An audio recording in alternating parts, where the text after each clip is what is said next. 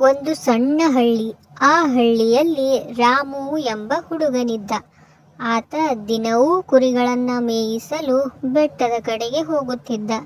ಇಡೀ ದಿನ ಕುರಿಗಳನ್ನು ಮೇಯಿಸಿ ಸಂಜೆ ಹೊತ್ತಿಗೆ ಅವುಗಳನ್ನು ಕೆಳಗೆ ಕರೆದುಕೊಂಡು ಬರುತ್ತಿದ್ದ. ದಿನವಿಡೀ ಹೀಗೆ ಮಾಡುವುದರಿಂದ ಅವನಿಗೆ ಸ್ವಲ್ಪ ಬೇಸರವಾಗುತ್ತಿತ್ತು.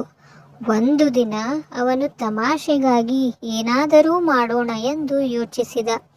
ನಂತರ ತೋಳ ಬಂತು ಎಂದು ಜೋರಾಗಿ ಕಿರುಚಿದ.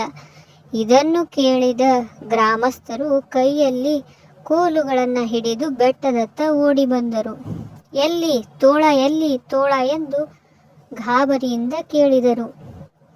ಆಗ ರಾಮು, ಅಯ್ಯೋ, ನಾನು ತಮಾಷೆ ಮಾಡಿದೆ ಎಂದು ನಗಲಾರಂಭಿಸಿದನು.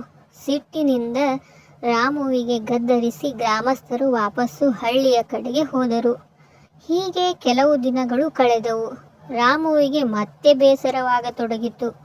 ಆಗ ತೋಳ ಬಂತು ಎಂದು ಕಿರುಚಲಾರಂಭಿಸಿದನು. ಇದನ್ನು ಕೇಳಿದ ಗ್ರಾಮಸ್ಥರು ಮತ್ತೆ ಕೋಲುಗಳನ್ನು ಹಿಡಿದು ಬಂದರು. ಆಗ ಮತ್ತೆ ರಾಮು, ನಾನು ತಮಾಷೆಗೆ ಕರೆದಿದ್ದು ಎಂದು ನಗಲಾರಂಭಿಸಿದನು. ಇದರಿಂದ ಗ್ರಾಮಸ್ಥರಿಗೆ ತುಂಬಾ ಕೋಪ ಬಂದಿತು. ನಿನ್ನ ಮೇಲೆ ನಮಗೆ ನಂಬಿಕೆ ಇಲ್ಲ, ಇನ್ನು ಮುಂದೆ ನಿನ್ನ ಮಾತನ್ನು ನಾವು ನಂಬೋದಿಲ್ಲ ಎಂದು ಬೈದು ಅಲ್ಲಿಂದ ಹೊರಟು ಹೋದರು. ಹೀಗೆ ಒಂದು ದಿನ ತೋಳ ನಿಜವಾಗಿಯೂ ಬೆಟ್ಟದ ಮೇಲೆ ಬಂದಿತು.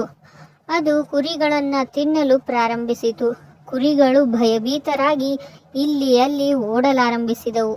ಇದನ್ನು ನೋಡಿ ಹೆದರಿದ ರಾಮು, ತೋಳ ಬಂತು ತೋಳ, ನಿಜವಾಗಿಯೂ ತೋಳ ಬಂದಿದೆ ಎಂದು ಕೂಗಲಾರಂಭಿಸಿದನು.